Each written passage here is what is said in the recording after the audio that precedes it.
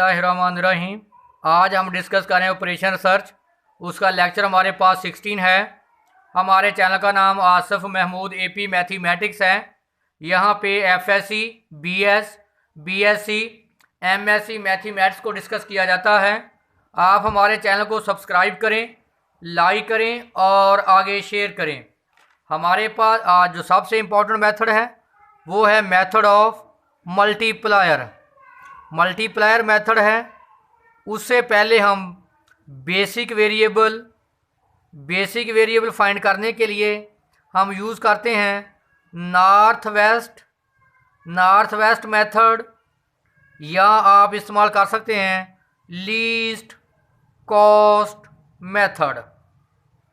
तो देखें, ये हमारे पास जो क्वेश्चन है वेरी वेरी इंपॉर्टेंट है। लिखा हुआ है in the unbalanced transportation. Unbalance transportation का मतलब है कि आपके पास जो सप्लाई है, supply not equal to demand. तो मैं आपको चेक करवा दूँ। देखें यहाँ सप्लाई क्या है, ये सप्लाई है आपके पास, और ये आपके पास क्या है, डिमांड। तो सप्लाई को आप ऐड करें 20 + 40 + 30, तो क्या आ गया 90। डिमांड को आप ऐड करें, क्या आ गया 30 + 20 + 20, तो क्या आ गया 70। तो 90 नॉट इक्वल टू 70। इसका मतलब है कि हम इस ट्रांसपोर्टेशन मॉडल को क्या करेंगे, पहले बैलेंस्ड करेंगे। बैलेंस का क्या मतलब मैंने आपको बताया था कि सप्लाई इज इक्वल टू क्या हो, डिमांड के। तो पहला काम हम ये करेंगे, आगे पढ़ें। If a unit from the sources I is not shift out to one of the distinctions, a storage cost must be incurred. Let the storage cost per unit sources 1 2 3 be 5 4 3। देखिए हमारे पास जो इसका सोर्सेज है उसकी जो 1 2 3 जो column है उसमें आपके पास यहाँ पे हमारे पास अब दिया 5 4 3। If the addition all the supply and sources 2 must be shipped out to the make room for our new product, find the optimal solution। Optimal solution हम फाइंड करेंगे मल्टीप्लायर मेथड से।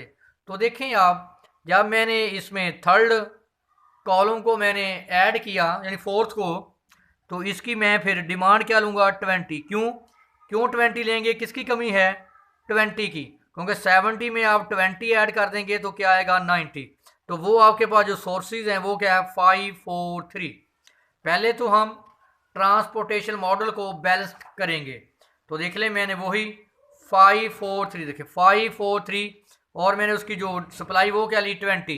अगर आप अब देखें, जो आपके पास सप्लाई है, ये आपके पास सप्लाई है, और ये आपके पास क्या है, डिमांड। आप चेक कर सकते हैं आपके पास जो डिमांड है वो अब इक्वल है सप्लाई के। तो हमारे पास जरा गौर कर लें, इसको मैंने कहा था बॉक्स में लिखते हैं 1 2 3। देखिए मैंने बॉक्स में लिखे सब वैल्यूज़ को। अब आपने क्या करना है, अब मैंने इसके जो बेसिक वेरिएबल फाइंड करने के लिए मैंने मेथड यूज़ किया है लीस्ट कॉस्ट मेथड। देख लें, इस टेबल में आपके पास जो सबसे छोटी वैल्यू वो क्या है, 0। देख लें, इनमें सबसे जो छोटी वैल्यू वो क्या है, 0। इसको हम कहते हैं लीस्ट कॉस्ट मेथड। उसको हम क्या देंगे, मैक्सिमम वैल्यू। क्यों, यहाँ इधर क्या है 40 और इधर क्या है 30, तो हम इसको मैक्सिमम वैल्यू क्या दे सकते हैं 30, ताकि कॉलम वाइज ऐड करें 30 है और इधर ऐड करें 40। अगर मैं इसको 40 वैल्यू देता तो ये क्योंकि डिमांड 30 है, हम 30 से ज़्यादा वैल्यूज़ को नहीं दे सकते। अब उसके बाद आप सबसे छोटी वैल्यू देखें, उसके बाद छोटी वैल्यू क्या है 1।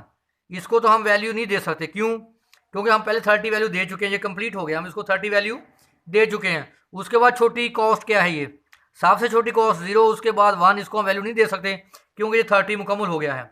अब इसको हम मैक्सिमम वैल्यू कितनी दे सकते हैं 20। यहाँ लिखें, ये मिसिंग हो गया था, यहाँ आप लिखें 20। इसको हम मैक्सिमम वैल्यू क्या दे सकते हैं 20। तो देख लें, इधर भी 20 पूरा, इधर भी 20 मुकम्मल। देखिए जब 20 पूरा गया समझ क्या बच गया 0, ये भी क्या बच गया 0, ये 30, ये भी 0। अब हम आगे आएंगे, 1 के बाद छोटी वैल्यू क्या है हमारे पास, सबसे 2। इसको हम कोई वैल्यू नहीं दे सकते, क्यों, ये 20 पूरा हो चुका है।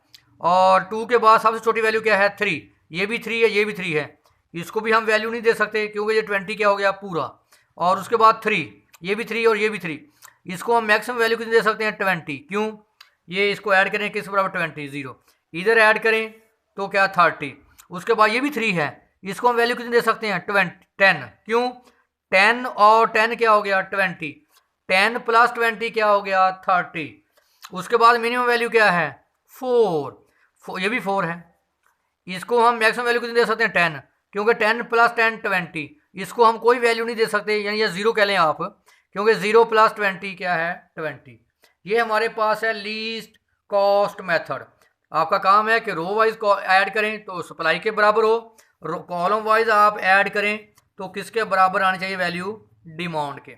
इसके बाद हम इसको इसको U1 बोलते हैं, इसको U2 और इसको U3।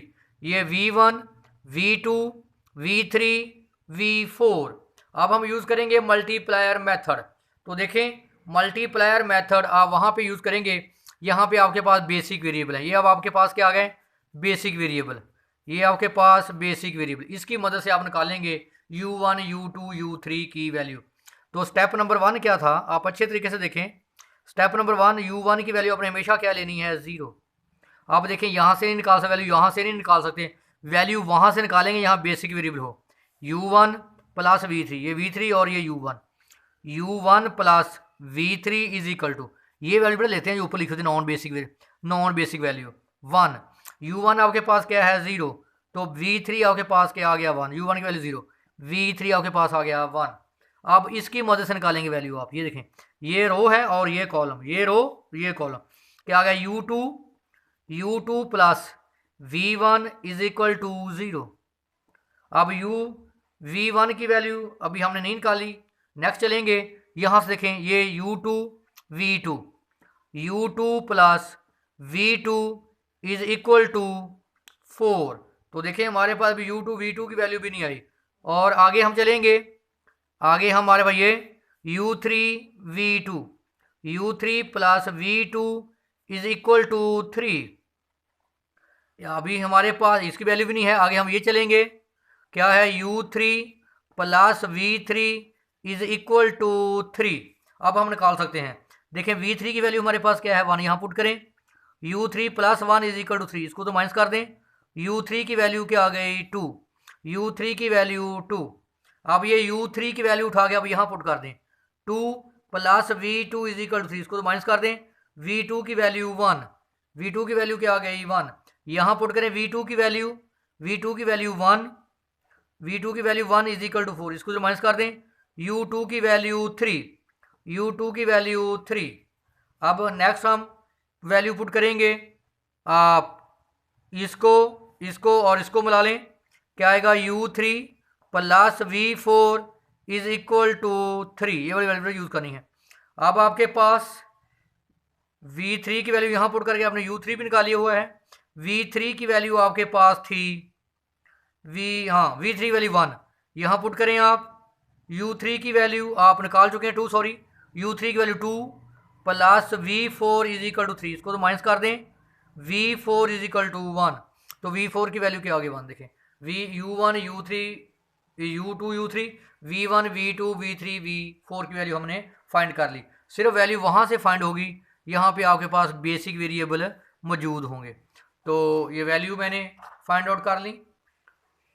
उसके बाद आप ज़रा नोट करें, जो सबसे इम्पॉर्टेंट बात है कि आपने जिसमें तो आपके पास बेसिक वेरिएबल हैं उसको आप छोड़ देंगे। ये देखें ये बेसिक वेरिएबल आपके पास हैं, इसको आपने छोड़ दिया।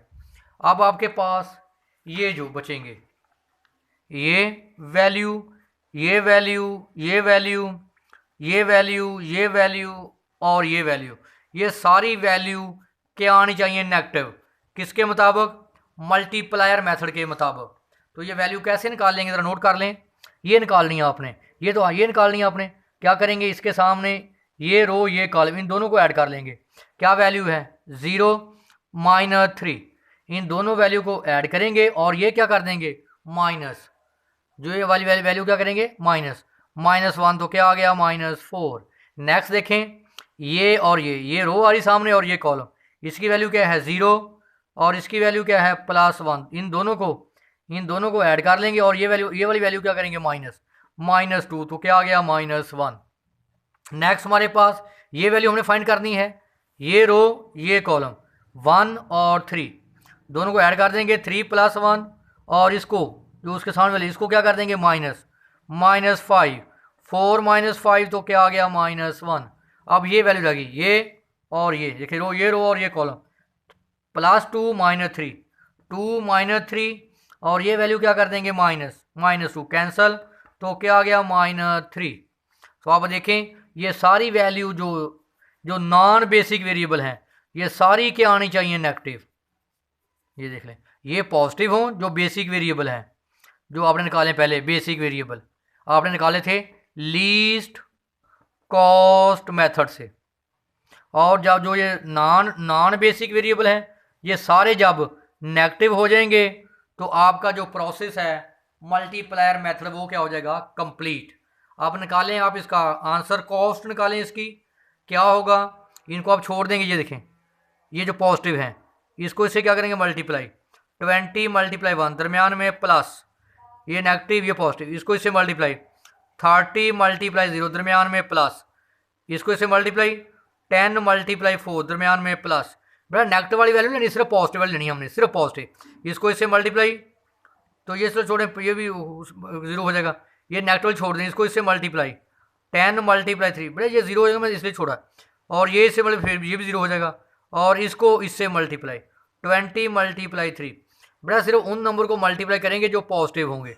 दूसरे लफ्ज़ों में जो पॉजिटिव वैल्यू है वो बेसिक वेरिएबल हैं, जो नेगेटिव है वो नॉन बेसिक वेरिएबल्स हैं। आप किसको लेंगे वैल्यू बेसिक वेरिएबल्स की, 20, 0, 40, 30, 60 तो क्या आ गया 150। हमारे पास जो इसकी मुकम्मल कॉस्ट आई वो क्या होगी 150। ये वेरी इंपॉर्टेंट मेथड है, अगर इसमें कोई इशू हो तो आप मेरे साथ डिस्कस कर सकते हैं।